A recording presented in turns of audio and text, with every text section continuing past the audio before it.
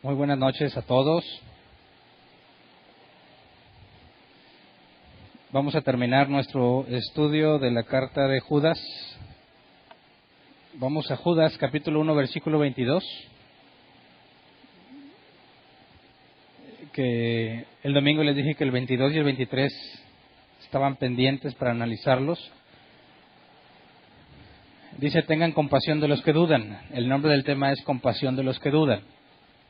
Y el versículo 22 y 23 nos presenta tres casos distintos en los cuales hay que aplicar la parte que Judas nos explicó sobre la lucha por la fe.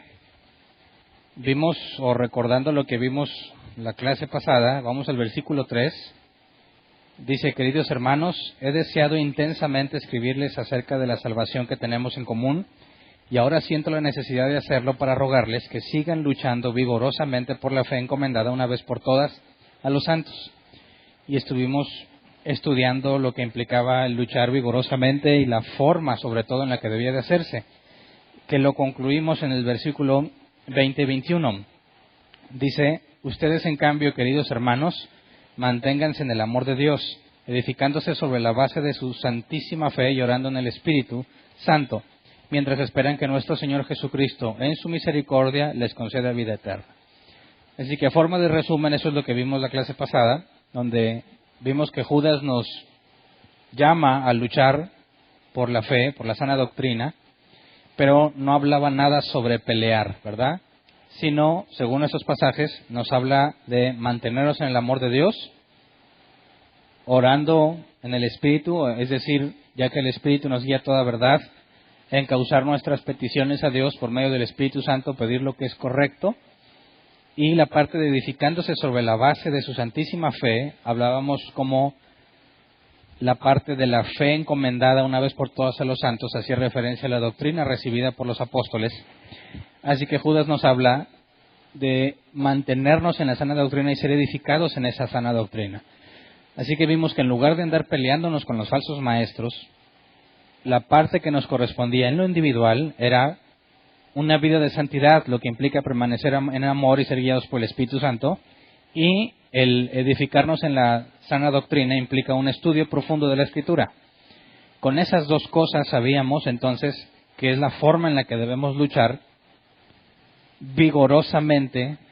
Vimos que en el original implicaba una preparación, como un atleta lucha, tiene que estar preparado.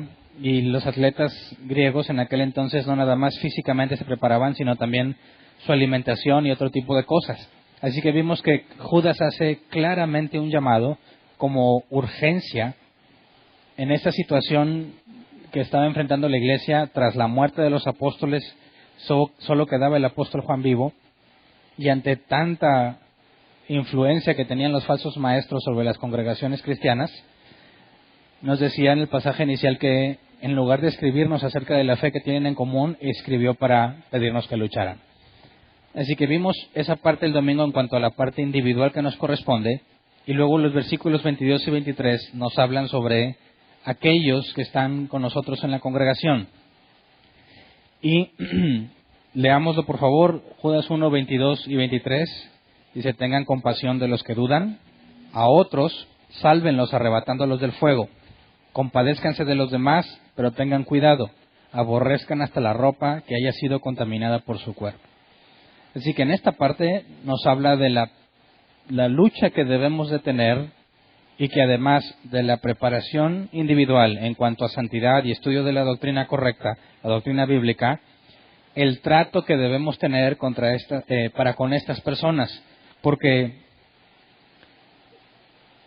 nos menciona prácticamente tres casos distintos. Compasión de los que dudan, y luego nos dice a otros, sálvenlos arrebatándolos del fuego. Este ya es un segundo grupo, ¿verdad? Y luego dice, compadézcanse de los demás. Este es un tercer grupo. Y sobre este tercer grupo es, tengan cuidado y aborrezcan hasta la ropa que haya sido contaminada por su cuerpo.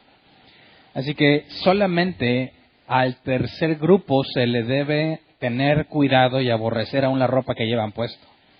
Pero el primero y el segundo grupo no nos habla nada sobre este tipo de cuidado para con ellos. Así que, dado que vimos también la clase pasada, y quiero ponerlo como contexto para ver los ejemplos que mencioné brevemente, en cuanto a las palabras de Pablo sobre la idea de la lucha por la fe, vamos a Tito 1.9. Tito 1.9 dice: debe apegarse a la palabra fiel, según la enseñanza que recibió, de modo que también pueda exhortar a otros con la sana doctrina y refutar a los que se opongan. Y en este pasaje nos está diciendo lo mismo que Judas, ¿verdad? Apegarse a la palabra fiel, a la enseñanza que recibió, es precisamente permanecer en la santísima fe que menciona Judas, permanecer en la doctrina correcta, de modo que también pueden exhortar a otros con la sana doctrina. Entonces, es la siguiente parte que Judas nos dijo en cuanto a compasión a los que dudan. Así que vemos que Pablo nos dice que primero es la parte individual y luego la parte de tener compasión hacia el otro. Si tú tratas de tener compasión hacia el otro sin tener la santidad y la guianza del Espíritu Santo en tu vida, no va a funcionar. ¿Por qué? Porque ¿cómo vas a tratar de exhortarlo si ni siquiera tú sabes, verdad? Si tú no tienes un estudio bíblico en lo individual, estoy hablando de lo individual, lo que venimos a hacer aquí de forma corporativa no reemplaza en ninguna forma lo que tú tienes que hacer individualmente. El escudriñar individualmente la Escritura es algo que nada lo puede sustituir. Tampoco, o sea, ni siquiera las reuniones que tenemos aquí. Porque cuando venimos a reunirnos aquí, estás oyendo en parte mucho de la explicación que yo te doy, no las conclusiones a las que tú llegaste. Y si omites la parte de buscar tus propias conclusiones, puedes ser una víctima de mis... supongamos que yo fuese un falso maestro, tú puedes ser víctima de mis artimañas, porque vienes, escuchas y me crees todo lo que digo, pero nunca te tomaste el tiempo de verificarlo, ¿verdad? Así que como he aconsejado en determinados momentos a algunos que me han preguntado: oye, quiero leer libros que hablen de la Biblia, ¿cuál me recomiendas? Y pues bueno, hay muchas recomendaciones y autores recomendables al respecto en cuanto a libros que tratan de explicar conceptos bíblicos, pero siempre tienes que tener en cuenta que no debes de leer el libro asumiendo que todo lo que dice es verdad, sino que yo lo que aconsejo es que si vas a comprar un libro que habla, imagínate, sobre el libro de los Hechos o algunos de los temas de las cartas de Pablo, la predestinación o ese tipo de cosas, antes que leer el libro, primero debieses leer la Escritura, llegar a tus propias conclusiones y luego leer el libro y comparar tus conclusiones con las del autor. Si no son las mismas, pues analizar la evidencia, ¿verdad? Obviamente los autores tienen mucho más tiempo que nosotros estudiando la Escritura, pero si tomamos lo que dice la Escritura en cuanto a que tenemos el Espíritu Santo también nos debe de guiar a la verdad, exactamente igual que los guiaría a ellos. Así que al momento en que yo busco escudriñar en lo individual la Escritura para sacar conclusiones y la comparo con otros, si veo que son iguales, pues qué bueno, ¿verdad? Si veo que difieren, pues entonces tengo que analizar los argumentos que el autor usa para ver si me convence, para ver si son válidos desde lo que yo puedo ver y aprender, y entonces considerar lo que el libro dice como verdadero, como falso. No cometamos el error de asumir que una reunión congregacional o un libro que leas donde te explica algo es suficiente. Por eso, lo que aquí Judas y Pablo aconsejan, Pablo cuando le escribe a Tito, es: tú debes de prepararte, tú debes de estar listo. Entonces, ahora sí te compadeces de los demás. Parte de que tú tienes la verdad y entonces puedes ver con compasión al otro. Si tú ni siquiera sabes, no estudias, no hay nada que puedas hacer por el otro. Y de hecho, la última advertencia que nos hace Judas es que debemos tener cuidado cuando nos acercamos a cierto grupo de personas. A pesar de que tengas un estudio en lo personal y escudriñes y llegues a tus conclusiones, vamos a ver cómo este grupo aún así es de tener cuidado. Entonces, vamos ahora a Hechos 18, 27 y 28, que también lo mencionamos el domingo, en el caso de Apolos. Dice: cuando Apolos quería pasar a Acaya, los hermanos lo animaron y le escribieron a los discípulos de allá para que lo recibieran. Cuando llegó, ayudó mucho a quienes por la gracia habían creído, pues refutaba vigorosamente en público a los judíos, demostrando por las Escrituras que Jesús es el Mesías. Así que, en este caso particular, Apolos ayudó mucho porque públicamente refutó a los judíos. Esto implica que había muchas personas que tenían dudas, ¿verdad? que escuchaban los argumentos de los judíos ortodoxos que no creían en Jesús y que no tenían forma de contestarle. Dudaban de lo que estaba pasando, no se sentían capaces de demostrarle que está mal en su postura. Así que llega Apolos y públicamente les refuta y le ayuda a muchos, porque eso en realidad es muy útil. Es muy útil que alguien venga y te explique algo que es tan complejo para ti que no puedes resolverlo. Es muy útil que alguien venga y te diga, aquí, aquí y aquí en la Biblia tienes la respuesta, en lugar de que tengas que leerla toda para encontrarla. Te acortan el camino muchas veces, te simplifican años de estudio en referencias y explicaciones simples que te ayudan a entenderlo. Veamos entonces que el hecho de comportarnos como Apolos y refutar la falsa doctrina de otros realmente ayuda a los creyentes. Ahora es importante que lo entendamos porque muchos creyentes le sacan la vuelta a este asunto y prefieren no refutar nada para no meterse en problemas, ¿verdad? Al momento en que tú refutas una idea, te vas a topar, normalmente el 100% de los casos, que la persona a quien le refuta se va a ofender, se va a enojar, se va a molestar. Y esto vamos a ver un poco más adelante cómo Judas nos invita a manejarlo, desde el punto de vista del que pregunta y del que es el que recibe la pregunta.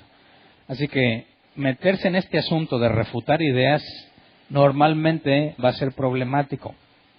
Va a ser problemático porque las personas no estamos dispuestos a reconocer que estamos equivocados así de buenas a primeras. Requiere cierto comportamiento que Judas nos va a decir, requiere cierto comportamiento que incluso vamos a leer en Pablo, para saber cómo refutarle a alguien su doctrina y ser de ayuda en el proceso, ¿verdad? No necesariamente caer en un pleito, sino poder refutar de la manera correcta. Vemos entonces en el caso de Apolos que es muy útil que los cristianos, quizás por inmadurez o quizás porque son recientes en las cosas de Dios, cosas que ellos no saben ni pueden defender, que venga alguien y les explique y refute públicamente lo que está enseñándose mal. Vamos a 2 de Timoteo 2, 24 al 26. Dice, y un siervo del Señor no debe andar peleando, más bien debe ser amable con todos, capaz de enseñar y no propenso a irritarse. Y aquí está la parte más difícil de todas. Hay muchos que les encanta andar refutando, pero lo que hacen realmente es pelearse, ¿verdad?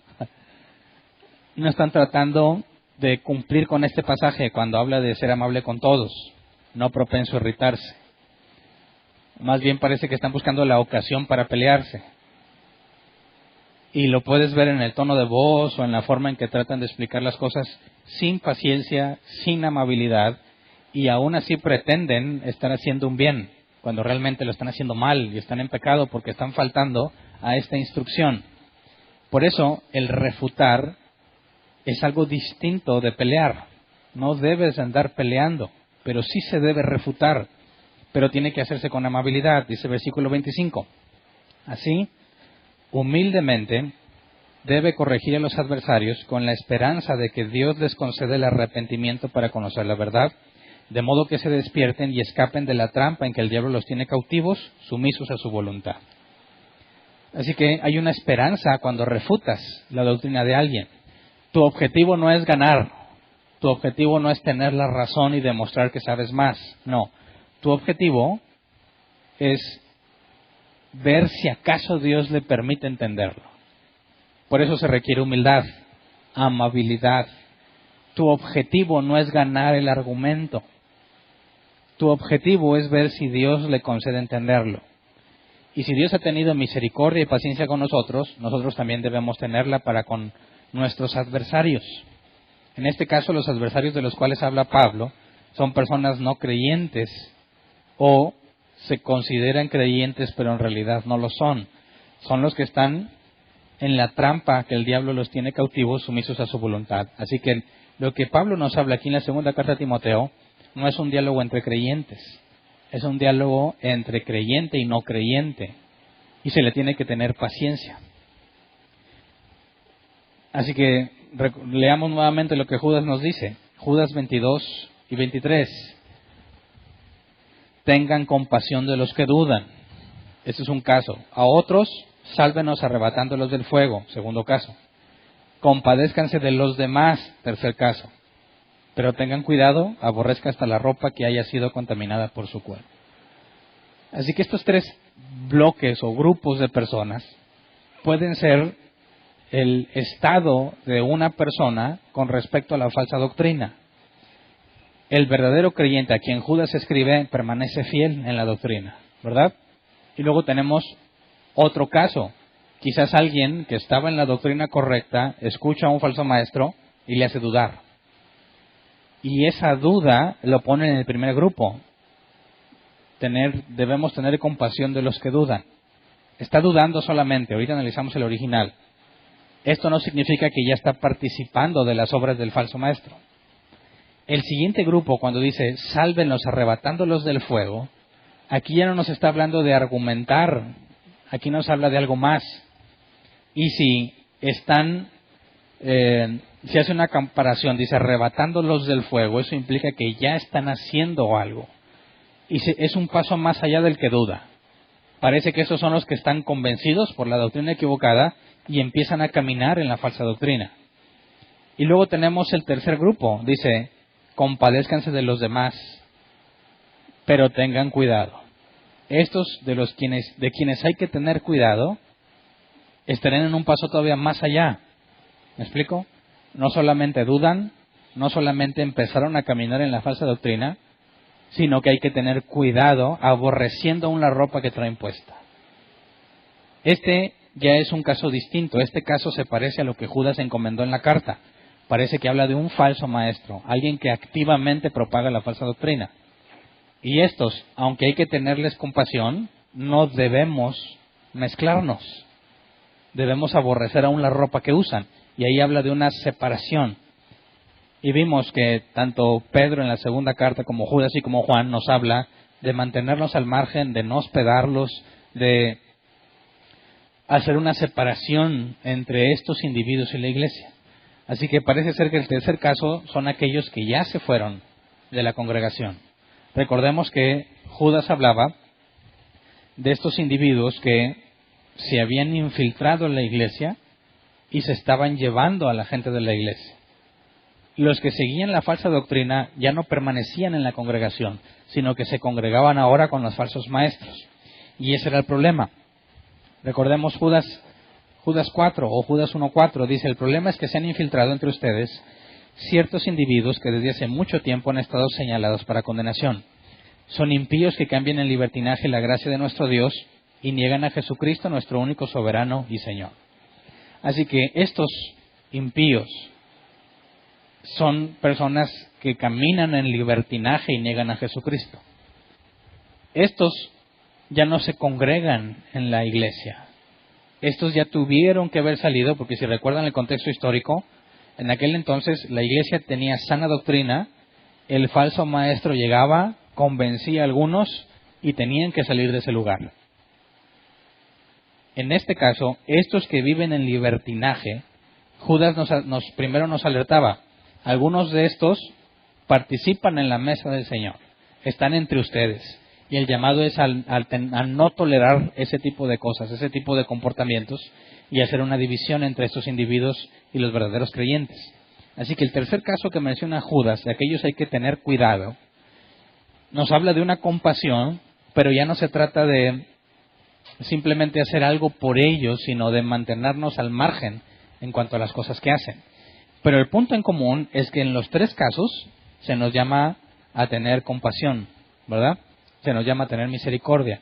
Y eso es algo que no debemos olvidar ni pasar por alto. Ningún creyente debe andar odiando o peleando en lo individual con un falso maestro. Se debe de tener compasión de ellos, y ahorita analizamos cómo se puede tener compasión de ellos. Pero bajo ninguna circunstancia se consideran personas a las cuales debes de humillar o debes de maltratar. No, se les debe tener compasión de todas formas. Aún al peor hereje se le debe tener compasión, según Judas. Compadézcanse de los demás. Así que bajo ninguna circunstancia estamos o debemos entablar un pleito con un falso maestro. Eso tiene que ser fuera del ámbito personal. Sí desenmascaramos la falsa doctrina, pero no estamos en pleito con el individuo, porque el llamado es a misericordia, a compasión. Y esta es una línea muy delgada, ¿verdad? Yo puedo estar en contra de la doctrina de alguien, pero eso no implica que no pueda mantener una conversación amable con el falso maestro. Como leímos que Pablo aconsejaba, tenemos que hablar con humildad, por si Dios les concede arrepentirse. Así que merecen todo nuestro respeto, a pesar de que sean unos herejes sin esperanza. El trato amable del creyente hacia el hereje debe preservarse, no importa qué tan hereje sea. Esto es algo que los cristianos deben comprender, porque es muy común ver en redes sociales y en otras partes que se van al ámbito personal y atacan al falso maestro y olvidan la doctrina. O atacan la doctrina y al falso maestro en lo personal, en lugar de contraponer la falsa doctrina a la verdadera, que eso debería ser lo correcto. El punto es por medio de la comparación. Esta es la verdad, esto es lo que otros enseñan. Saca tu conclusión. En lugar de decir, fulano de tal es un hijo del diablo, un lobo rapaz, no le hagas caso, huye de él, porque esa acusación, ese rencor o ataque contra la persona te desvía de lo verdaderamente importante, que es mostrar el contraste entre la sana doctrina y la falsa. Muchos se escudan en defender la fe para atacar a las personas, y según lo que leemos en Judas, es completamente incorrecto. No hay por qué atacarlos a ellos, hay que exponer la falsa doctrina que propagan. Así que busquemos o analicemos los 3 casos, porque estos son una guía para el comportamiento del verdadero creyente, ya que en ninguno de los 3 casos Judas nos hizo una sugerencia. No está sugiriendo, está ordenando. Es obligación del verdadero creyente luchar vigorosamente por la fe, y es obligación del verdadero creyente tratar como Judas nos pide que tratemos a los que dudan, a los que hay que arrebatarlos del fuego, o a aquellos que hay que tener cuidado, aborrecer hasta la ropa que usan. Así que necesitamos entender cómo estos 3 grupos deben de ser tratados según Judas para poder vivir de acuerdo a la Escritura, para no caer en el hecho de llevarnos por nuestros sentimientos o nuestras emociones y caer en una lucha personal con un falso maestro que no nos trae ningún bien. Así que analicemos el primer caso. Tengan compasión de los que dudan. Si leemos la Reina Valera 60, la traducción es muy distinta. La Reina Valera 60 dice, a algunos que dudan, convencedlos. Así que la NBI te habla de tener compasión y no te dice nada de convencer, y la Reina Valera 60 te dice que los convenzas. ¿Verdad? Bueno, en el original, la palabra que la NBI traduce como compasión es el griego eleo, que se traduce como tener piedad o misericordia, mostrar misericordia. Así que en este caso particular, la Reina Valera 60 está traduciendo de una manera distinta. La Reina Valera 60 te está diciendo que los convenzas, cuando el original dice que tengas piedad o misericordia. Ahora, ¿está implícito que trates de convencerlos si les tienes misericordia? Sí. Puede estar implícito. Mostrarle compasión a alguien que está en una doctrina errada implicaría el hecho de que le expliques o que trates de convencerlo. Pero si traduces convencerlos, hasta parece que tú vas a tener la capacidad de hacerlo, pasando por alto la libertad que tiene el individuo de no hacerte caso, ¿verdad? Así que, desde mi punto de vista, comete un error la Reina Valera 60 aquí al traducir que debemos convencerlos cuando el llamado es a tener misericordia. Porque fíjate, Judas les escribe sobre estos falsos maestros, y ya vimos el domingo que los describe con mucho detalle y los muestra como personas destructoras, ¿verdad? Problemáticas, criticones, libertinos, etcétera, etcétera. ¿Sería posible que cuando la carta se leyera en esta congregación, que no se nos dice exactamente dónde estaba, pero que se leyera, tomaran las palabras de Judas y trataran de hacer una diferencia entre los no creyentes y los que sí son, se toparan con alguien que duda y lo discriminen? ¿Sería posible que las palabras de Judas llevase a la iglesia a discriminar aún a los que tienen dudas? Sí sería posible, porque he visto que muchos creyentes lo hacen. Si alguien se atreve a dudar, en algunos casos, en algunas congregaciones o para algunas personas, es algo por lo cual rasgan sus vestiduras. ¿Cómo te atreves a dudar de mí? Lo ven como una ofensa.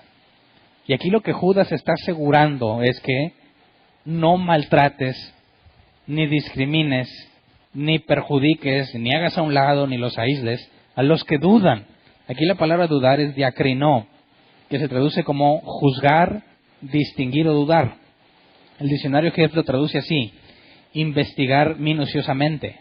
Puede ser en sentido positivo o negativo, depende del contexto. Así que aquí nos está hablando de tener compasión de aquellos que juzgan o distinguen. No, aquí el sentido es negativo, tener compasión del que está haciendo algo malo. El sentido de la palabra diacrinó aquí tendría que ser en cuanto a dudar o investigar minuciosamente algo, o no porque le tengas confianza, sino duda. Entonces, hay personas que escuchan la falsa doctrina y los pone a dudar. Según ellos, les han dado argumentos convincentes. Y estos argumentos convincentes los ponen a cuestionar lo que se supone que ya saben. Y ese cuestionamiento del cual aquí habla el diacrinó, investigar minuciosamente, conlleva a la pregunta, a preguntarte, ¿por qué tú dices esto? ¿Por qué tú aseguras esto? ¿De dónde lo sacaste? ¿Cómo lo obtuviste? Porque ya no están creyendo totalmente en lo que dijiste. ¿Me explico? Están dudando. Y esta duda, para muchos, resulta ofensiva. Cuando tú dices algo y lo dices de forma sincera, dices lo que tú encuentras en la Escritura y alguien te dice, no te creo. A ver, y empieza a preguntarte y a cuestionarte lo que dices, ¿cómo reaccionarías? ¿Lo ves como un atentado contra tu persona? O sea, dirías que ¿piensas que te estoy mintiendo? ¿Piensas que soy un falso maestro? ¿No me crees? Lo ven como si fuese algo personal, ¿verdad? Como si estuvieran desacreditándote como persona o como algo confiable. Y entonces encuentran una reacción negativa. Se enojan las personas cuando les cuestionas algo. No sé si te ha pasado. Puede ser una pregunta simple y aún así se molesta. En este caso, cuando tú preguntas y ves que se molesta, tú estás en el papel del que duda, ¿verdad? Y el que se molesta no ha leído esta parte o no puede ponerla en práctica cuando dice que te tiene que tener misericordia. Es decir, cuando tú le cuestionas a alguien sobre lo que enseña, ese alguien que recibe tu cuestión debiese mostrarte misericordia y decirte, mira, por esto y por eso. Si no te muestra misericordia, puede ser que esté pasando algo raro, algo que ya no es correcto. Y es que tratan de esconder su ignorancia anteponiendo enojo. No sé si me explico. No sabe, y como no sé, me enojo. Y como no puedo responderte, pues nomás te digo, no, ¿cómo te atreves? Pero no te doy la respuesta porque no la tengo. Y oculto mi ignorancia detrás de la cortina de humo, de que estoy enojado o de que me ofendo. Por eso, lo que vimos que Pablo le dijo a Tito es que primero tú estás preparado y luego entonces refutas a los demás. Solo así puedes mostrar misericordia. Solamente el que tiene argumentos para demostrar que lo que dice es válido, va a tener misericordia del que pregunta. El que no tiene argumentos no le puede mostrar misericordia. Le podrá mostrar quizás vergüenza. ¿Sabes qué? No sé, me da pena. No tengo respuesta a lo que me preguntas. O el camino más fácil es enojarse, tratar de guardar mi reputación, o sea, que no sepa que no sé, porque algunos piensan que eso es muy malo, y sí es malo a cierto nivel, ¿verdad? Pero la duda es común al género humano. Todos tenemos al menos un área en la que somos totalmente ignorantes, ¿no? Pero si yo aseguro que algo es bíblico y enseñado por Dios, y alguien me cuestiona y no sé, entonces estoy en un grave problema. Porque yo estoy asegurando algo de lo cual ni siquiera tengo razones. Y entonces me preguntas y me cuestionas, y peor aún, si es en público, ¿cómo crees que va a ser la respuesta? Vas a encontrar una persona que va a tratar de cubrir su ignorancia porque le da vergüenza que la gente se dé cuenta. Algunos, aunque no haya gente, le da vergüenza que tú te des cuenta que no sabe.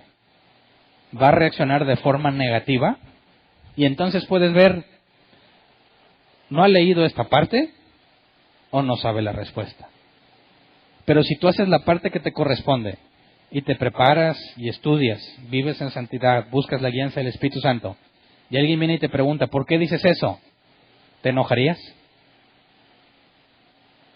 Si tú puedes explicar claramente por medio de la Escritura por qué haces lo que haces y alguien te cuestiona, ¿te molestaría? No hay razón para molestarte. No debería haberla. Me preguntas, ok, te respondo, así, así, así y así. Analízalo. Y al hacer eso, le muestras compasión, misericordia. ¿Por qué? Porque si él está investigando, significa que busca llegar a una conclusión. En el caso que nos dice Judas, no se ha ido la falsa doctrina todavía. Y si al venir a traerte una pregunta, tú te enojas, y como en la mayoría de los casos, no respuesta de tu parte, normalmente es interpretada como una derrota. Cuando él viene y te pregunta, oye, ¿tú qué dices de esto y de esto? Es muy complejo, si te lo digo no me vas a entender. Y empiezas a buscar excusas para no decirte porque no sé, ¿verdad? ¿Cómo lo interpretas si tú eres el que pregunta? Dices, no, hombre, estos están perdidos. Y más si eres el pastor, ¿no? Que se supone que este es el que debe estar guiando y no sabe. Y eso genera desconfianza. Y esa desconfianza que se genera puede ser algo que lo lleve por un camino incorrecto. ¿Me explico? Lo que Judas está tratando aquí es aquellos que dudan ante la falsa doctrina, no los maltrates, no los hagas a un lado, no te molestes con ellos, no les calles la boca, sino ten compasión de ellos. Explícales, como leímos que Pablo decía, con amabilidad, con humildad, con paciencia. No sabes lo que una respuesta bíblica puede generar en una persona con dudas. A veces una simple respuesta bíblica correcta los aparta de un mal camino que llevaban. A veces una simple respuesta bíblica correcta los hace volver al camino de Dios. ¿Cuántas personas se apartaron de las iglesias cristianas porque no les dieron respuestas? Muchos de los que se dicen ateos son ateos porque las respuestas que los cristianos les dieron eran incorrectas e incongruentes. Así que cuando tú conoces la verdad y al que duda le explicas, le muestras compasión, porque eso, como vimos en el caso de Apolos, puede ser de gran ayuda para el que está buscando la verdad. Entonces, siempre debemos buscar darle al que pregunte, como dijo Pedro, siempre debemos presentar defensa al que nos demanda razón de nuestra esperanza. Y la palabra razón en griego es logos, lo que implica lógica y razonamiento. Así que cuando alguien te pide presentar defensa, tienes que presentarla de manera lógica y razonable. ¿Sabes? Por ahí vi un video que anda circulando, no sé si ustedes lo vieron, de que un entrevistador cuestiona a una Miss Universo, no sé de dónde, o Miss algo de un país. Y supuestamente el creyente que publica el video dice así como que el entrevistador no pudo lograr nada porque la chica en cuestión le contestó bien. Definitivamente la trapearon a la muchacha, aunque tratan de vendernos la idea de que la muchacha respondió bien. Cuando le pregunta que qué le hace creer en Dios, dice, pues porque yo siento que yo tengo una relación con Dios. Y lo llevó al plano emocional, donde es imposible asegurar que esa emoción que tú sentías es distinta de la que siente otra persona cuando va a adorar a su deidad, cual sea. ¿Me explico? Llevar a Dios, a tratar de dar evidencia de la existencia de Dios en el plano emocional es lo más absurdo que podrías hacer, porque todo mundo clama sentir algo y eso no lo hace verdadero. Si la persona que conoce a Dios, cree en Dios porque siente que habla con Dios, entonces no puedes poner en duda cuando un hombre de 30 y tantos años de edad te dice que en realidad es una niña de 7 años. Gracias. ¿Me explico? Como pasa en Estados Unidos, un hombre con familia e hijos dijo que pues él realmente es una niña de 7 años y que quiere que la traten como tal. Y hasta ahí se había quedado la noticia que yo sabía. Después me enteré que alguien la adoptó. Sí. Una pareja de hombres, o una hombre y mujer de edad avanzada, siempre quisieron tener una niña y lo adoptaron. Y lo tratan como niña. Tú ves la foto, es un pelado barbón, así ya viejo, con chonguitos, vestido de niña. Le dicen, ¿cómo sabes tú que eres una niña? Porque yo lo siento. Bueno, es el mismo argumento que muchos cristianos usan al tratar de explicar que realmente hay un Dios. ¿Te parece válido? Es totalmente incorrecto, eso no es ni siquiera razonable. Qué lamentable que a nivel nacional, o no sé en qué nivel se haya hecho esa entrevista, no se pudiera dar una defensa correcta del cristianismo y que se tuviera que apelar a las emociones, demostrando que esta chica, por más creyente que sea, ignora a profundidad la Escritura. Ese no es el llamado de Judas. Eso no es lo que Pablo pide. Tienes que entender lo que la Escritura dice y de forma razonable presentar defensa, para que el otro individuo también razone y concluya si estás loco o no. Muchas veces no se trata de dar evidencia contundente e indiscutible. Muchas veces solamente es demostrar que lo que creo no es ilógico. ¿Me explico? Dicen, a ver, dame un buen argumento que te ayude, que no tenga que ver con las emociones, que tenga que ver con evidencia empírica, con ecuaciones matemáticas, lo que tú quieres, de que realmente hay un Dios. ¿Qué le dirías?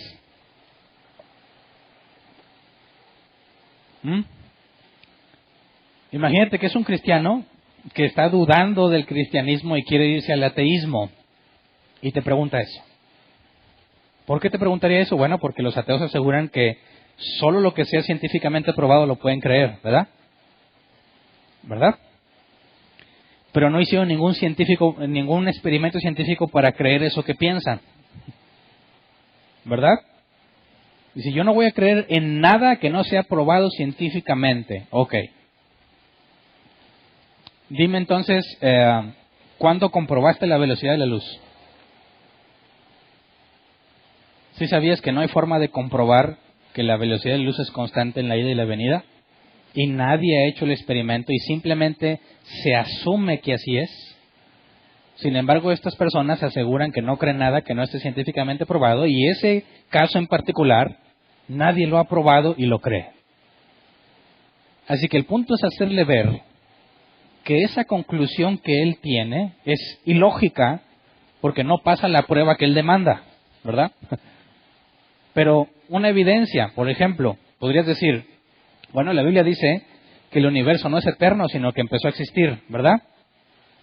¿Conoces algo del Big Bang? ¿Qué fue lo que se descubrió?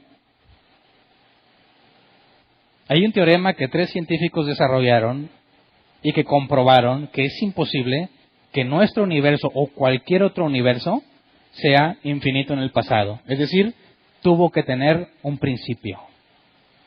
Y esa es evidencia de que tengo razones suficientemente válidas y científicas para concluir que hay un creador.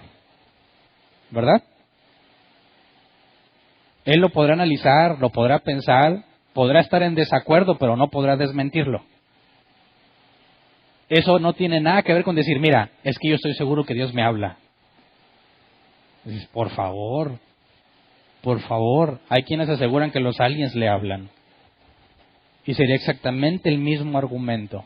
No tiene sentido. Pero necesitas estudiar, necesitas profundizar, necesitas cuestionarte. Y cuando le muestras misericordia al que pregunta, al que tiene duda, tú mismo te beneficias, porque quizás te va a preguntar algo que nunca te habías planteado. Y en lugar de esconderte tras una cortina de humo, diciendo 1000 cosas, pero no la respuesta, debería decir, ¿sabes qué? Muy buena pregunta. Déjame buscar la respuesta y te digo. Y ya, te preparas y le respondes. Asunto arreglado. No es necesario enojarte. Ahora, yo quiero mencionar un caso de un pastor de cierta congregación, que por razones obvias no es necesario decir el nombre. Decía, ante algunos cuestionamientos en cuanto al manejo de dinero, Dice él, aquí cualquiera puede cuestionar cómo se maneja el dinero. Al que lo pida, le damos los registros de lo que se hace con el dinero. Pero una vez que los haya visto, se tiene que marchar de esta congregación. ¿Por qué? Pues porque eso demuestra que no me tiene confianza. Y yo no quiero tener gente que no confía en mí en mi congregación. Así lo decía. Ahora, ¿esa es la forma de tratar al que duda? Aparenta una apertura. Pregúntame. Pero una vez que me preguntas y te conteste, te vas. Eso no es misericordia. Es más, eso hasta presenta sospechas. ¿Qué te preocupa que te vean los registros? ¿Verdad? Si todo lo tienes en orden y alguien lo quiere ver, ¿te vas a molestar? ¿Le dirías, ahora te tienes que ir porque ya dudaste? Claro que no. Mientras más oculten decir o dar una respuesta ante un cuestionamiento, más hay que sospechar de tales individuos. Porque la Escritura nos llama a tener misericordia del que duda. ¿Me explico? Hace tiempo nos preguntaban a nosotros, cuando recién empezábamos con las preguntas al terminar los temas, decían, oye, ¿no te parece que te estás metiendo en un tema que ya no tiene que ver con las reuniones de la iglesia? O sea, ¿a qué te refieres? A que se puede presentar muchos conflictos cuando la gente pregunte. A que se puede presentar a que se pierda el control en una discusión.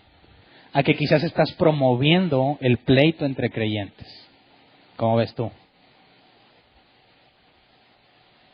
¿Sería inapropiado que se permita preguntar en la iglesia?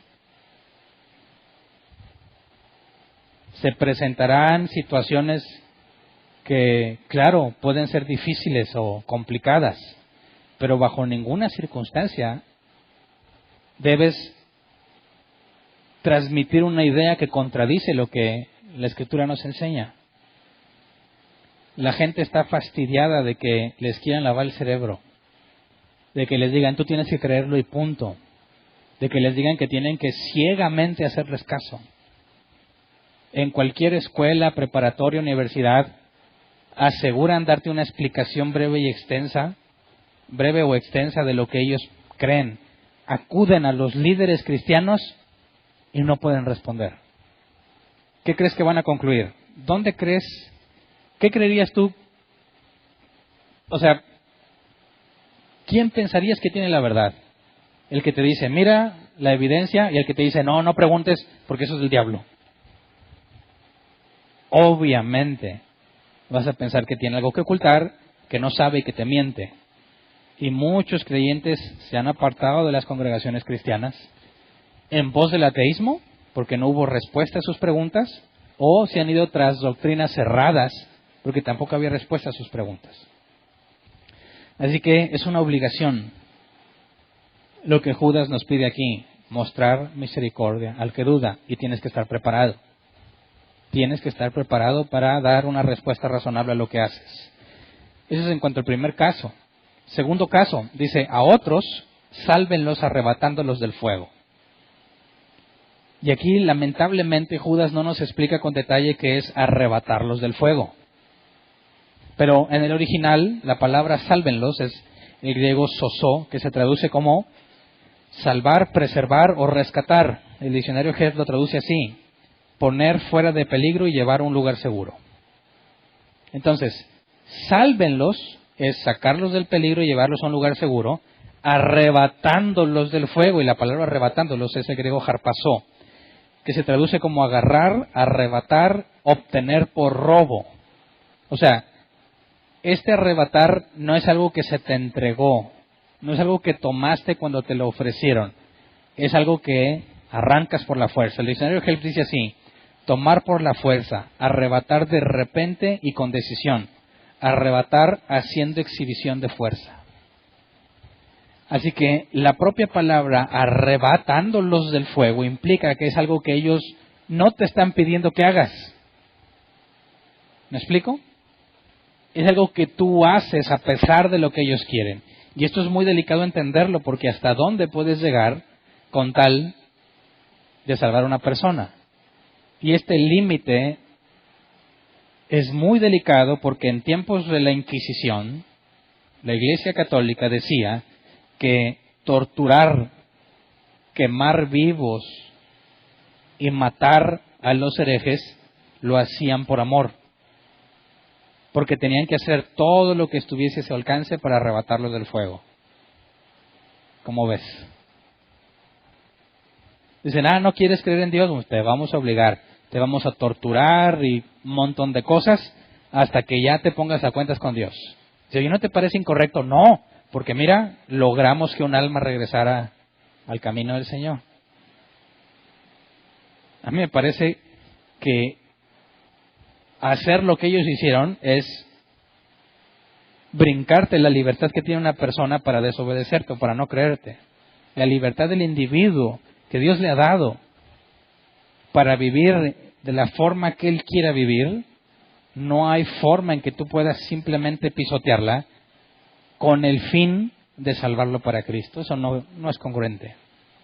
Pero lo que sí nos dice aquí es que la iglesia debe hacer algo que ya va más allá de simplemente misericordia al que duda. Es algo que tiene que ver con arrebatarlo de lo que está haciendo. Entonces, ¿qué es el fuego del que habla aquí Judas? Hay dos opciones que el Nuevo Testamento nos habla en cuanto al fuego. Normalmente el fuego es haciendo referencia al juicio, al último juicio registrado en la Escritura, al juicio para salvación, del cual todo aquel que no está en el libro de la vida será condenado. El fuego siempre tiene que ver normalmente tiene que ver con la condenación eterna del individuo. En algunas pocas ocasiones el fuego habla sobre el juicio de Dios, y tenemos el caso en Corintios, que la obra será pasada por fuego, que si tenías hojarasca y madera será consumida, será salvo, aunque como por fuego.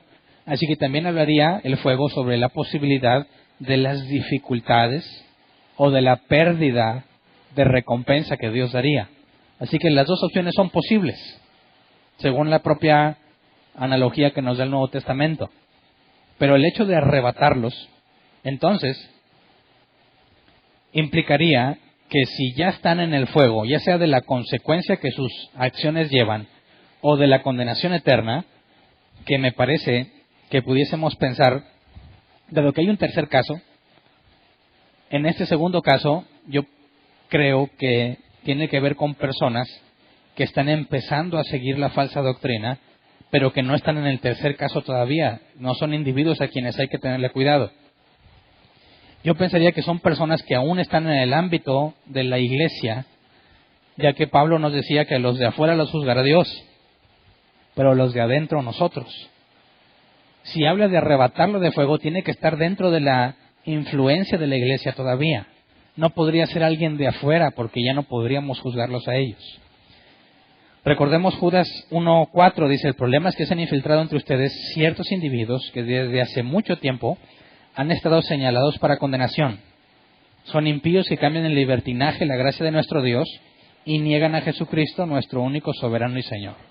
Así que este libertinaje estaría, como quien dice, en este segundo grupo, personas que están empezando a relajar su vida de santidad y empezando a aceptar cosas incorrectas como la inmoralidad sexual, de la cual se habla en el contexto histórico.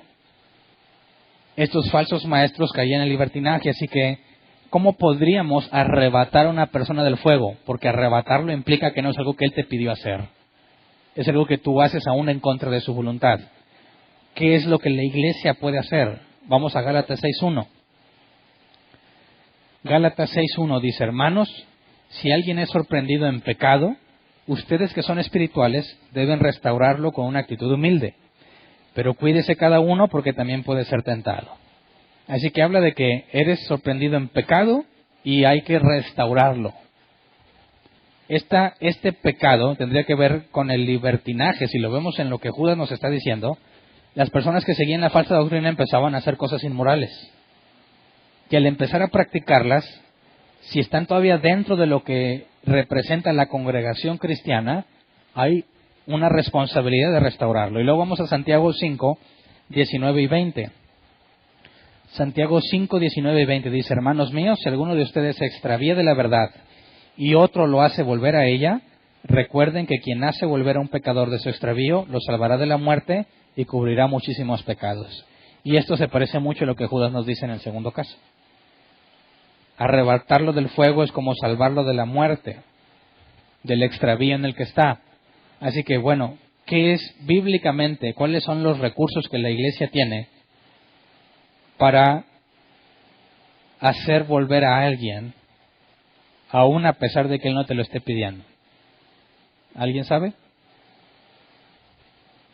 Mateo 18, la disciplina. La disciplina es impuesta sobre el congregante equivocado a pesar de que él no la pide. ¿Verdad? Jesús nos enseñó ese proceso. Alguien peca, ve, y estando tú y él solo, repréndelo. No te hace caso, trae testigos. No te hace caso, dilo a la iglesia. No te hace caso, tenlo por gentil y publicano. Habla de una separación. Así que dentro de la iglesia, la herramienta en cuanto a la disciplina es aquello que se impone sobre un individuo, a pesar de que él no te lo esté pidiendo, porque estás tratando de hacerle ver su error. Pero si te fijas en ese proceso, nunca pisoteaste la libertad del individuo para seguir en su postura. Ya que si a la iglesia no le hace caso, dice, tenlo por gentil y publicano. Ahí es donde muchos cristianos yerran, sobre todo hablando de la Inquisición, de que si él se quiere ir, está bien, que se vaya. No dice, no, tortúralo, quémalo, mátalo para salvarlo. Ahí está la línea, ¿te fijas? Tenemos que arrebatarlos del fuego, pero el propio Jesús nos enseñó que si él no reacciona hacia los intentos de la iglesia por disciplinarlo, entonces apártalo. Pero el proceso de disciplina es algo que se impone sobre el individuo para tratar de hacerlo reaccionar. Es la única herramienta que la iglesia tiene para tratar de arrebatar del fuego a alguien. Pero el individuo siempre conserva su libertad para hacer lo que él quiera. Así que este proceso nos llama entonces de que si alguien duda, le muestras misericordia y le explicas, presentas defensa de lo que crees, de nuestra esperanza bíblica. Sigue aferrado, pasa al siguiente nivel donde quiere empezar a practicar lo que conlleva la falsa doctrina, el libertinaje, el negar a Jesucristo como Señor, como Dios. Entonces sigue el proceso de la disciplina. Algunos ejemplos de disciplina, no necesariamente hasta el punto de la expulsión, puede ser la limitación en cuanto a algo que se podía hacer. No sé si me explico. Por ejemplo, a los ancianos, dice la Escritura, el anciano que peque, repréndelo en público. Eso es disciplina. No llegaste a la expulsión, pero ante lo que hizo, tiene que haber una reprensión pública. Y eso duele. Eso puede. Eso no es algo que él pidió. Es algo que se le impone para buscar una corrección. Y si la corrección funciona y Dios le da misericordia, vas a ver un cambio en el individuo. Ahí está el punto. Ahí lo estás arrebatando del fuego porque él estaba necio. Ese tipo de disciplina que la iglesia puede poner, Jesús enseña en Mateo 18 que la respalda. Donde estén dos o más reunidos en mi nombre, ahí estaré yo. Algunos erróneamente quieren llevar eso a la oración, ¿verdad? Dicen, vamos a orar, pero tiene que haber dos o más para que Dios nos oiga. No, lo están sacando de contexto. El contexto en Mateo 18 es la disciplina. Y cuando seguiste el proceso que Jesús enseñó, es algo que Dios respalda. Y si el que está en disciplina es un verdadero creyente, tiene el Espíritu Santo, va a ser llevado a tristeza, como nos dice la Escritura. La disciplina provoca tristeza. Hay tristeza que viene del mundo que provoca destrucción, pero hay tristeza que viene de Dios que produce arrepentimiento. Y dice que la tristeza no es motivo de gozo ni de alegría para el quien la recibe. Así que de aquí nos estaría hablando Judas en cuanto a arrebatarlos del fuego, en cuanto a hace referencia a lo que la disciplina puede hacer en un individuo cuando la iglesia la ejecuta de forma correcta. Pero luego el tercer caso dice, compadézcanse de los demás. Si ya seguiste el proceso de disciplina y lo aplicas como Jesús enseñó, entonces ya se fueron. O los fuiste, porque no se apegan a la doctrina bíblica. Y entonces, aún así, dice, compadézcanse de ellos. En ningún momento se justifica el odio hacia la persona. Pero cuando dice, tengan cuidado, aquí la palabra compadézcanse es la misma que se usó para tener compasión del que duda. Es tener piedad o misericordia, mostrar misericordia. Así que del que duda hasta el El hereje que ya fue expulsado, a ambos se les debe la misma compasión, misericordia. Pero cuando dice tengan cuidado, aquí la palabra griega es phobos. Han oído la palabra homofóbico. Miedo a lo igual, cuando hablas de homosexuales del mismo sexo. Bueno, aquí cuando dice tengan cuidado, tengan phobos, fobia, pánico, miedo, terror, temor. ¿A qué? ¿A la persona? No. Dice que debemos aborrecer hasta la ropa que haya sido contaminada por su cuerpo. Así que el aborrecimiento no es hacia el individuo. ¿Me explico? Esto ha generado mucho problema, muchos dolores hacia las personas, dentro y fuera de la iglesia, porque es lamentable ver, sobre todo lo he visto en Estados Unidos, cristianos que protestan contra la comunidad homosexual con pancartas llenas de insultos hacia ellos. ¿Me explico? Eres quién sabe qué, y hijo del diablo, y palabras más obscenas. Y supuestamente están defendiendo la Escritura. Y al hacer esa defensa, ellos mismos se contradicen, porque la Escritura nunca te llama a aborrecer a la persona, sino a compadecerte de ella. Entonces, yo puedo estar en total desacuerdo con la comunidad homosexual y al mismo tiempo tratarlos con humildad y amabilidad, como la Biblia pide. ¿Por qué? Porque no lo aborrezco a él. Lo que hace sí, mas no a él. Él merece compasión de mi parte. Él merece amabilidad.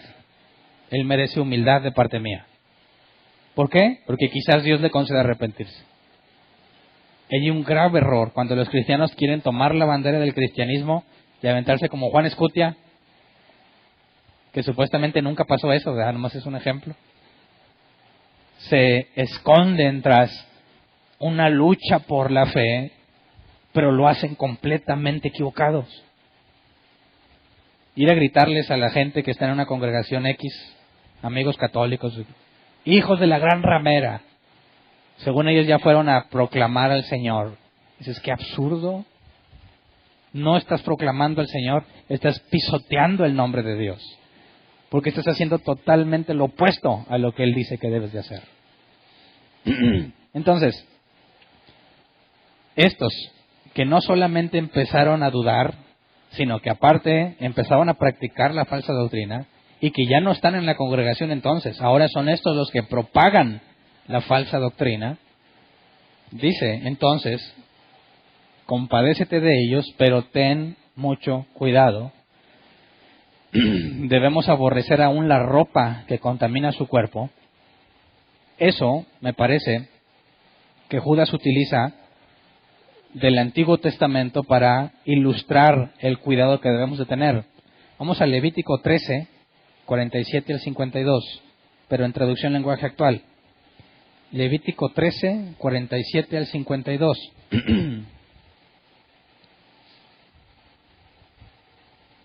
Dice, cuando la ropa de lana... traducción lenguaje actual dije. A veces aparecen manchas en la ropa de lana y de lino, y en los objetos de cuero. Si la mancha es amarillenta o rojiza, se le mostrará al sacerdote para que la examine. Y el objeto se pondrá aparte durante 7 días. Al 7º día, el sacerdote volverá a examinar la mancha. Y si ésta se ha extendido, el objeto es impuro y deberá ser quemado, pues se trata de un hongo destructivo. Este tipo de regulaciones hablaban de alejarte de lo que está contaminado. En este caso, si te fijas, el sacerdote le hacía a la vez como de médico. Detectaba o debía detectar ciertas infecciones. Levítico habla sobre infecciones en la calva, manchas rojizas en la piel de la cabeza y cómo tratarlas, manchas en el cuerpo y cómo tratarlas, un montón de cosas de cómo tratarlas, y todos conllevan a que si está infectado, debes apartarte de ese tipo de cosas. No podías tocar animal muerto, no podías tocar muerto alguno. Creo que había algunas excepciones de que si era padre o madre sí podías. Así que cuando Judas nos habla de aborrecer aún la ropa que contaminó su cuerpo, nos habla de esta ilustración de lo que una persona judía tenía muy en claro, aún con respecto a los gentiles, no se querían mezclar con ellos. Pedro dijo en casa de Cornelio, ustedes saben cuán abominable es para mí estar en este lugar. Dios ya había tratado con Pedro y le dijo, no llames impuro lo que yo he purificado. Sin embargo, Pedro en ese momento dijo lo que Dios acababa de mostrarle que ya no debía de hacer.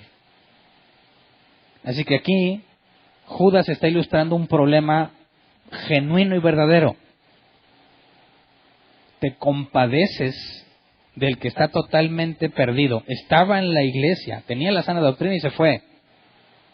Te compadeces de él, pero aborreces lo que trae puesto, aún lo que trae puesto. Aborreces su comportamiento. Esto ilustra un peligro que se puede presentar en muchas situaciones. Por ejemplo, ¿a quién se acuerda sobre el brote de ébola que hubo hace años?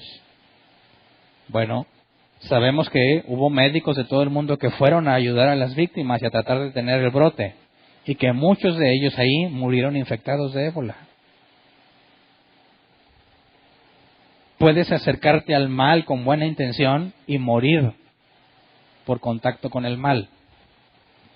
Sabemos que si hay una persona ahogándose y otro trata de salvarla, en muchos casos el que trató de salvar al ahogado termina ahogado. Esto es de lo que habla Judas. Ten compasión de los demás, pero ten cuidado. ¿Por qué? Porque es peligroso que tú te acerques a la falsa doctrina sin precaución, porque terminará gustándote, terminarán convenciéndote, porque no tuviste la medida de precaución que pidió Judas: vivir en santidad, manteniéndote en el amor, guiado por el Espíritu Santo, en la sana doctrina. Hay personas que dicen que van a evangelizar, ¿lo han oído? Normalmente son jóvenes, ¿verdad? Porque si un viejo ya casado quiere evangelizar, tiene serios problemas. Evangelizar es hablarle del evangelio a alguien del sexo opuesto con tal de ligártelo. Y usas como excusa el evangelio para conseguir el teléfono o una cita o lo que tú quieras. Entonces cuando dicen, oye, son mujeres que no son cristianas, vamos a evangelizar. Tratan de excusarse dentro de la predicación del evangelio con tal de engancharse con la muchacha en una relación. Y muchos terminan apartándose completamente. Es un problema que el mismo Salomón tuvo. El hombre más sabio que ha habido no pudo controlarlo. Sus mujeres lo llevaron a la idolatría. Al hombre más sabio que ha habido y que habrá, las mujeres lo llevaron a la idolatría. Entonces, cuando Judas dice, compadézcanse, pone un límite, ¿verdad? Yo he escuchado el testimonio de algunos muy orgullosos que dicen que se meten a los prostíbulos a predicar el evangelio. Me parece que eso es ya cruzar la línea, ¿verdad? Si no podías esperar afuera, ¿la tenías que meterte?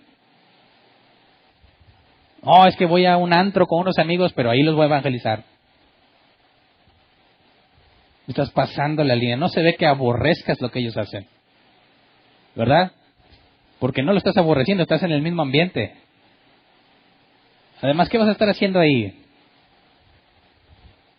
No, pues es que hay que mezclarnos y que vean que no hay mucha diferencia. No, eso ya es una excusa. Eso ya es una excusa.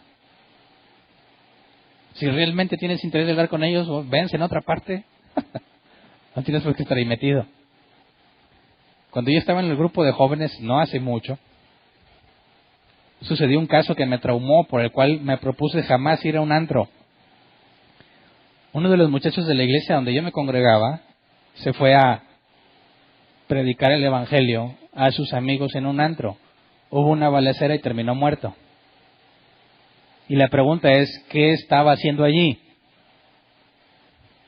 No estaba evangelizando. Lo usó como una excusa. Se acerca al mal, supuestamente por compasión, pero no aborrece lo que ellos hacen. No aborrece aún la ropa que traen puesta, que es una exageración. Es cierto que debemos ser luz en las tinieblas, pero eso no justifica que vayas y estés haciendo lo que ellos hacen. Este ilustra el peligro que todo verdadero creyente corre. el perder el control ante una situación a la que tú mismo te expones. Si tú tienes problemas o tuviste problemas para controlar la bebida de alcohol y te metes a un lugar donde te van a servir alcohol, no hay sabiduría en ti, que tú mismo te estás poniendo en una situación que sabes que no puedes controlar. Y no la justifica ninguna compasión hacia ningún individuo. Es negligencia. Así que en este caso, fíjate cómo Judas les escribe sobre los falsos maestros y de cómo debemos de luchar contra ellos, pero se asegura de dejar en claro la misericordia que nos merecen, la motivación por la cual hacemos lo que hacemos y el límite de saber hasta dónde llegar con tal de salvarlos. No sea que por tratar de sacar al ahogado, termines ahogándote. Por eso, lo que yo he visto que muchos hacen y recomiendan, si cuando una persona está ahogándose, entra en una especie de histeria. Y lo he vivido. Tratar de sacar a alguien que se está ahogando, no van a pensar en que no te ahogues tú. Ellos están pensando en no ahogarse ellos. Y te van a tratar de usar como ancla o punto de apoyo para poder respirar y te pueden matar. Así que lo que recomiendan algunos es que te lleves un objeto flotante y cuando te acerques al ahogado le digas agárrate de ahí, para que no te agarre a ti. Y entonces ya flotando puedes arrastrarlo a la orilla. Bueno, es lo mismo que debemos hacer en una analogía cuando tratamos de mostrarle compasión a alguien que está totalmente perdido. Aborrece aún la ropa que llevan puesta. Mantente alejado de eso. Pero en ningún motivo vas a decir, no, a ellos no les hablo porque son impíos. Porque contradices el tenerles misericordia. Así que claramente vemos aquí que Judas, aunque nos alerta del peligro, en ningún momento te hace pensar que te contamines por estar con ellos. No son ellos los que te contaminan. ¿Verdad? Eres tú cuando haces lo que ellos hacen. Ahí debe estar el cuidado. Ahí es donde debe estar el phobos. Huir de esas cosas. ¿Por qué? ¿Porque ellos son impíos? No, porque tú te conoces. Porque sabes que la carne es opuesta al espíritu. Porque sabes que tienes tendencias equivocadas. Así que no es, ay, bola de impíos, aléjense porque me contaminan. No, es al revés. Sé que puedo pecar. Sé que me puede resultar una tentación estar ahí, así que no es por ustedes que no me acerque, es por mí mismo que no lo hago. ¿Me explico? Así que tengamos cuidado de no menospreciar a las personas en lugar de mostrarles misericordia. Y bueno, leamos la última parte de Judas para terminar la carta. Versículo 24 y 25. Al único Dios, nuestro Salvador, que puede guardarlos para que no caigan y establecerlos sin tacha y con gran alegría ante su gloriosa presencia, sea la gloria, la majestad, el dominio y la autoridad por medio de Jesucristo nuestro Señor, antes de todos los siglos, ahora y para siempre. Amén. Y lo último que puedo rescatar del versículo 24 es que tiene poder para preservarnos, ¿verdad? Guardarnos para que no caigan. Y en el saludo hablaba sobre cómo Él nos estaba sosteniendo y al final nos habla de que nos guarda para que no caigamos, de manera que todo el mérito en la salvación de un individuo no recae en el individuo, sino en su Dios que lo salva. Lo salvó cuando lo llamó y tiene poder para guardarlo sin caída hasta el día que se salve. Bajo esa confianza nos enfocamos en la santidad, en aprender, para ir creciendo y ser útil a los demás, para dejar de pensar en nosotros mismos solamente y, como decía Judas, no ser como los que se pastorean a sí mismos, sino estar pensando en nuestros hermanos en Cristo. Ahora, ¿qué tal si estos tres casos que vimos no son creyentes? Al que duda, al que empezó a practicar la falsa doctrina y al que ya está totalmente propagando la falsa doctrina. ¿Está hablando de creyentes o no creyentes? Pues no lo sé y no hay forma de que lo sepas hasta ver la evidencia. ¿Quién de aquí estaba en una de esas tres etapas? ¿Quién de aquí dudaba? y luego ya conoció la verdad nomás con la duda? ¿Alguien? Ok. ¿Quién de aquí ya andaba en la falsa doctrina? O sea, andabas ya pactando y todo, no se hagan. Bueno. ¿Quién andaba en la tercera? Además lo enseñaba. Yo también, yo andaba en la tercera. O cuarta, si mencionan otra, ya andaba también. Así que estos tres pueden ser creyentes, o sea, pueden ser personas elegidas por Dios. Heme aquí. Aquí estás. En estos tres casos, alguno de ustedes, Dios usó una persona para hacerles ver. Levante la mano. ¿Alguien de aquí Dios no usó a ninguna persona, sino que Él mismo se lo reveló por medio de la Escritura? Entonces, yo lo pregunto porque hay dos cosas. Obviamente, ya que la Escritura nos demanda hacerlo, eso implica que Dios puede ir a rescatar a los que están perdidos en la doctrina errada por medio de ti. ¿Verdad? Por medio de una persona. ¿Qué tal si no hay nadie que le explique? Bueno, yo le puedo decir, en mi caso, fue una lucha interna muy grave para mi persona, pero por medio de la Escritura Dios me mostró muchas cosas. Ya después conocí a personajes en Internet que me ayudaron a entender con sus explicaciones los conceptos bíblicos que medio comprendía. Pero yo te puedo decir que yo soy una muestra de la misericordia de Dios porque a mí no me habló nadie, ni me explicó nadie. Él, por medio de procesos muy duros y difíciles, me hizo reaccionar. Y eso nos da esperanza de que, a pesar que hay lugares en los que no podemos llegar, en los donde no hay forma que los podamos alcanzar nosotros, eso no significa que la gente está perdida, porque Dios puede ir a traerlos. Hay muchos testimonios de gente en distintas partes del mundo que vino al conocimiento de Cristo a través de un sueño. Pero eso no significa que entonces ya no hay nada que hacer, que al cabo Dios los va a traer. Claro que no. Tenemos el caso de los 12 apóstoles que Jesús escogió y convivió con ellos. Pero en el caso de Pablo, Dios no usó un hombre para evangelizarlo, sino que Él mismo lo evangelizó. Así que podemos descansar en eso, que mientras hagamos lo que a nosotros corresponde y cumplamos con la responsabilidad de tener compasión del que duda, estamos siendo usados por Dios para hacerle ver a toda esa gente que anda ahí perdida, que necesita una respuesta bíblica, necesita conocer el verdadero evangelio. Pero cuando empezamos a analizar todos aquellos a los que no llegamos, es muy probable que se te vuelva una carga y que estés, no sé qué nivel hayas llegado tú, pero que te sientas impotente y frustrado porque hay muchas personas que están siendo pisoteadas y engañadas cruel y vilmente. En esos casos, donde ya no hay nada que podamos hacer nosotros, podemos confiar en la soberanía de Dios. De que si Él los ha elegido para salvación, nadie podrá cambiarlo. Aun si no hubiese nadie con doctrina correcta, Dios mismo, como en el caso de Saulo de Tarso, y en el caso de muchos testimonios que hay alrededor del mundo, puede manifestarse para que acudan, eso sí, para que acudan a una congregación bíblica. Así que tenemos una enorme responsabilidad, ¿no?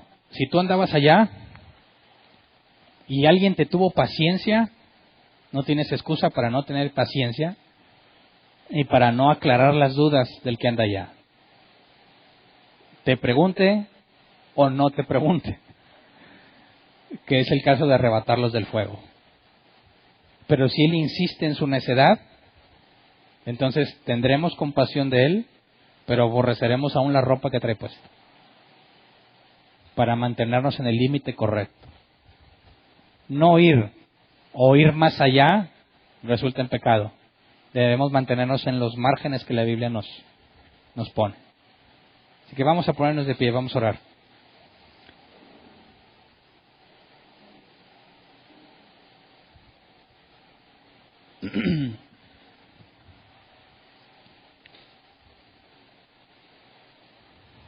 Quisiera que te preguntaras antes de orar, ¿Qué tan útil podría ser para responder las preguntas de alguien que anda en una doctrina errada? ¿Qué tanta evidencia puedes explicar bíblicamente hablando para tratar de hacerle ver a alguien su error? Yo entiendo que tú entiendas cosas y que sepas que es un error.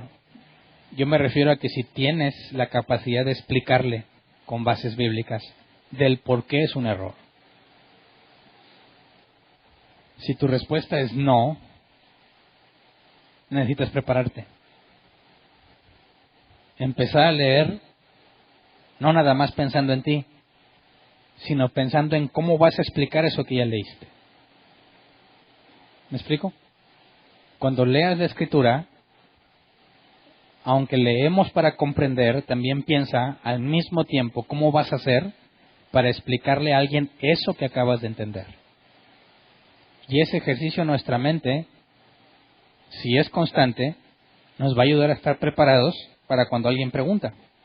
Porque nunca vas a saber qué te van a preguntar, ¿verdad? Como no sabes qué te van a preguntar, tienes que anticipar cualquier pregunta. Y al principio van a ser muchísimas preguntas que no sabes responder. Empieza por las que te parezcan más difíciles. Yo sé que dirías, ¿por qué no mejor las más fáciles? Porque las más fáciles las puedes encontrar aún en el proceso cuando te lo preguntan.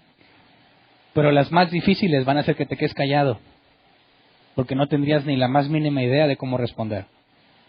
Yo te aconsejaría, enfócate primero en esas, en las difíciles. Investiga, estudia, aunque nadie te haya preguntado. Porque te aseguro que el día en que lleguen y te pregunten, y tú ya estabas preparado, vas a ser usado por Dios. Si no, te vas a arrepentir, porque vas a saber que tuviste una oportunidad y por tu negligencia no la aprovechaste. Y si realmente quieres mostrar misericordia al que duda, te dolerá no poder ser útil. Te dolerá ver a la persona caminando en cosas incorrectas porque no tuviste la capacidad de aprovechar la oportunidad y explicarlo. Así que requiere anticipación. Anticípate. Empieza a acumular las respuestas aunque nadie te haya preguntado. Te aseguro que no es en vano. Se va a presentar la situación en la que alguien te va a preguntar. Y entonces te vas a saber usado por Dios. Y te vas a sentir muy bien y te vas a motivar a seguir leyendo. Y ese círculo ya no se rompe. Lo difícil es empezar. Pero, según Judas, no es una sugerencia. Es nuestra obligación, nuestra responsabilidad, estar listos para responder. Así que pidamos a Dios eso. Señor, queremos primero agradecer la misericordia que nos has dado, porque la gran mayoría de los que estamos aquí estábamos completamente perdidos en doctrinas equivocadas. Podría decirse que no había esperanza para nosotros, pero en tu misericordia, ya sea que tú nos revelaras o que mandaras a alguien o tú mismo se compadeció de nosotros y nos concediste el arrepentimiento para ver la verdad bíblica. Señor, entendemos la responsabilidad que eso conlleva para con los otros. Sabemos que si tú nos has tenido misericordia, debemos tenerla con los demás. Enséñanos, Señor, a estudiar de manera que podamos no solamente entender, sino saber cómo explicar lo que hemos entendido. En medio de nuestras dificultades o limitaciones a la hora de hablar, queremos pedirte que tu Espíritu Santo nos guíe. Sabemos que nos pondremos nerviosos, que no sabremos cómo mantener la amabilidad ante palabras necias.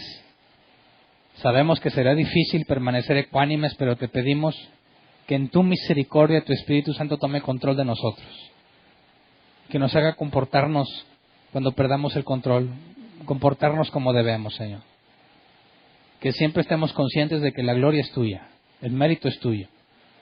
Solo queremos hacer la parte que nos corresponde, poner a leer, investigar, para que lo que podamos aprender sepamos cómo explicarlo y que nos uses, según tu voluntad, en el momento en que alguien nos pregunte o en el momento en que podamos arrebatar a alguien del fuego o simplemente mostrar misericordia a alguien esperando ver si tú le concedes arrepentimiento. Señor, enséñanos a aborrecer lo que ellos hacen, a aborrecer aún la ropa que contamina su cuerpo, pero aún que aborrecemos sus obras y sus acciones, poder mostrar compasión y misericordia a las personas, no importa cuán grande sea la herejía que prediquen. Enséñanos a dar el ejemplo correcto, Señor, cuando refutemos y que haya más personas presentes que puedan ver un correcto testimonio de nuestra parte, que puedan ver humildad y templanza en nuestras vidas, que puedan ver que estamos dispuestos a explicar de forma razonable del por qué tenemos fe y esperanza en ti, Señor. Enséñanos a transmitir a todo el mundo que no estamos viviendo una fe ciega, que tú jamás nos pediste una fe ciega, sino que podamos ser capaces de presentar defensa como lo hizo Esteban, como lo hizo Pablo, como lo hizo Apolos, como lo hizo Pedro. Que podamos, Señor, sabernos usados por ti, que podamos vivir la experiencia de que tú pongas palabras en nosotros a la hora de explicarle a otra persona a quien tú has tenido misericordia para entender. Concédenos la felicidad de sabernos usados por ti. Concédenos la felicidad de sabernos útiles en tus manos. Concédenos la felicidad de ver que nos preparas y nos capacitas, Señor, para ayudar a nuestros hermanos en Cristo. Concédenos ser como Apolos, en el sentido de que ayudó a todos los de aquella región cuando refutó públicamente a los judíos. Enséñanos a aprovechar toda situación que se presente para refutar con humildad y amabilidad en beneficio de todos los que nos oyen, Señor. Que lo hagamos de forma correcta, mostrando el amor que debemos mostrar aún a nuestros enemigos, para que tu nombre sea glorificado en todo lo que hacemos, Señor. Concédenos sabiduría. Tu palabra dice que no le negarás sabiduría a quien te lo pida. Al falto de sabiduría que se le pide al Señor. Señor, danos sabiduría, la sabiduría que viene de lo alto, para comprender y aplicar la Escritura en nuestras vidas y saber cómo explicársela a los demás. Enséñanos, Señor, a propagar la doctrina correcta y líbranos de nosotros mismos. Enséñanos a tener cuidado cuando estemos hablando con ciertos individuos que ameritan que tengamos cuidado. Enséñanos a no participar de sus malas obras, sino permanecer fieles en la doctrina que tú entregaste a tus apóstoles, Señor, la doctrina que proviene de ti. De antemano, gracias, porque sabemos que lo que pedimos conforme a tu voluntad nos será hecho, Señor. Gracias. Amén. Pueden sentarse. Pasemos a la sección de preguntas, para que vean que sí tenemos compasión del que duda. Si tienes una pregunta, levanta la mano y te llevan el micrófono. Si no, pues no, ¿verdad? ¿No? ¿No hay preguntas? Si hay una pregunta ya. Buenas noches. Buenas noches. En ese versículo de lo de aborrezcan, ahí me suena a mí la palabra hasta. Cuando dicen aborrezcan hasta, me suena como que está diciendo aborrézcalos a ellos, en todo lo que son, hasta la ropa. O sea, como que es directo hacia la persona. Porque tú mencionabas que la ropa se contamina la ropa contamina su cuerpo, pero aquí dice la ropa que haya sido contaminada por su cuerpo. Sí, pero haciendo referencia, por ejemplo, consideremos el caso de Jesús. ¿De quién se rodeaba Jesús? Pues de pecadores.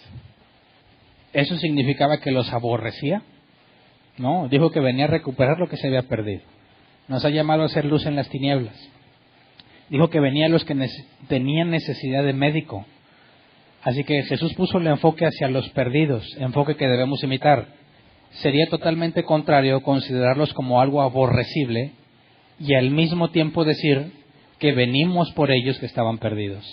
No sería compatible el comportamiento de Jesús con la idea de que debes aborrecer a la persona.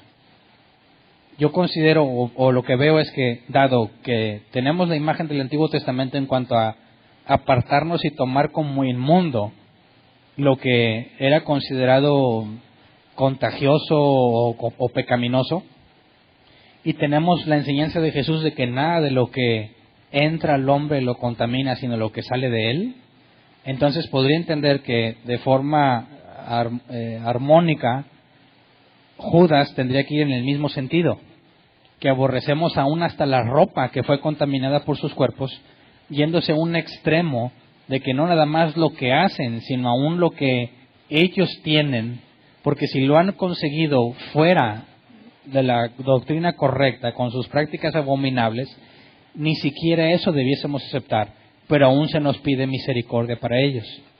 Por eso es que concluyo que no puede estar centrado el aborrecer a la persona, porque sería contrario a mostrar amor a nuestros enemigos, amor ágape, y estar dispuestos a ayudarlos, porque se supone que lo hacemos con la esperanza de que Dios les conceda arrepentimiento.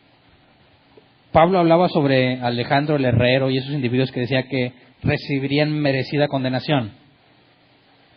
Eso es cierto, sabes que van a recibir condenación, pero precisamente ante la imagen de la condenación que van a recibir, no debiésemos, como dice, regocijarnos en la condenación de ellos, aunque la tengan merecida, porque nuestro enfoque es ser luz en las tinieblas y hablar con ellos con amabilidad, con humildad, por si se arrepienten, por si Dios les concede arrepentirse. Así que a la luz de todos esos pasajes, me parece que lo más apropiado sería concluir que no puede dirigirlo a la persona, sino a lo que tiene o lo que hace, que es producto de una vida de inmoralidad. No sé si me explico. Sí, gracias. ¿Alguien más? ¿No? Muy bien.